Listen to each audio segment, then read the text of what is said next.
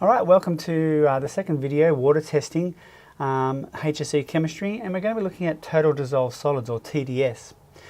Now, if I have a container of water, then in that water, let's say just at the moment is pure water. There is nothing there but water molecules, okay?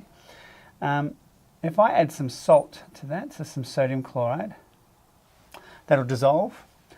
If we add some sugar, that will dissolve. So we've got a sugar molecule there, which is an organic carbohydrate, right? So a covalent molecular substance here. Here we have an ionic compound, sodium chloride. If I was to add some ethanol, that would dissolve. Okay, and you know, like you can see that I can add a variety of things into this water. So we have a concept called total dissolved solids. And so in a water body, we're going to have lots of different compounds that are dissolved in the water that's going to affect the water quality. And after it rains, we're going to have a lot of these salts in fertilisers and salts in soil that will dissolve in the rainwater and then leach into the waterway, and therefore increase the amount of total dissolved solids in the water body. All right, so we've got to work out how we can do that.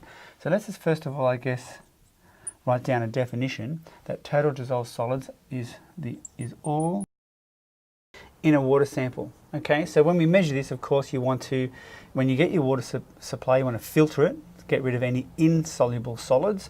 Once you get your filtrate, then you know that we can then go ahead and analyze any total dissolved solids in the water sample. So in terms of numbers, what have we got? So if we have like 1,000 parts per million, that's a lot of total dissolved solids, and that means we have a degraded water supply. So it's contaminated with so much dissolved material that it makes it very hard, or if not impossible, for aquatic organisms and plants to survive.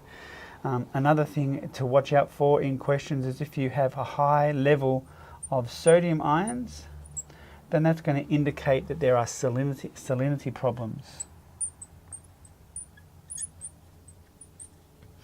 If you have a high concentration of potassium ions, that's going to tell you have a lot of plant material that's degrading in the water supply. So that usually happens after large storms anyway, where you get lots of organic leaves and branches and so forth in the water body.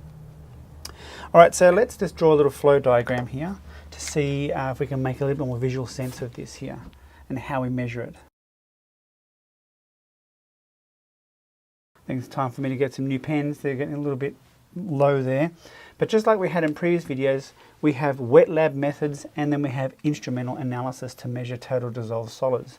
So the wet lab methods that we would use, and these ones are the ones that we would use in a school environment, is that we evaporate a water sample.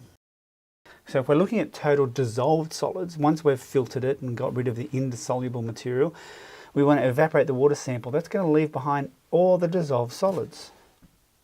And so what we would do is we would mass out, or we would, weigh on an electronic scale how much material we have left. So let's say we have a beaker here and we have 1 litre of water. We evaporate it to dryness. Okay, and then we have some residue down the bottom. Let's say we measure the mass of that residue, and that the mass of the residue is 0.65 grams. Then we could say that that would be equivalent to 650 milligrams. Since it's 1 litre, it's per litre, and that would be 650 parts per million, going down really close to the bottom there. Hopefully you can see that.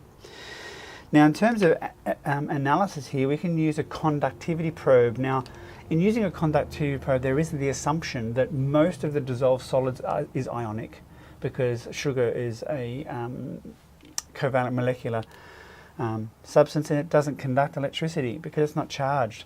Ethanol will, however, because it will deprotonate. But it's the assumption, it's a good analysis, it's a good approximation that you can use, right? So we can use a conductivity probe.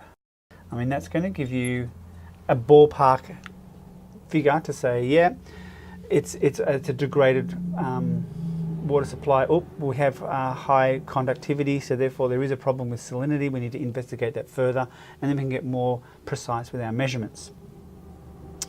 All right, so that is the first bit we're going to do there. That's all we're going to do actually on total dissolved solids.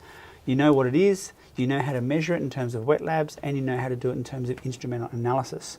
All right, so we're going to move on to the next thing, keep pumping our way through these different aspects of water quality, and then we're going to look at some questions on how to tie all this together. All right, see you in the next video.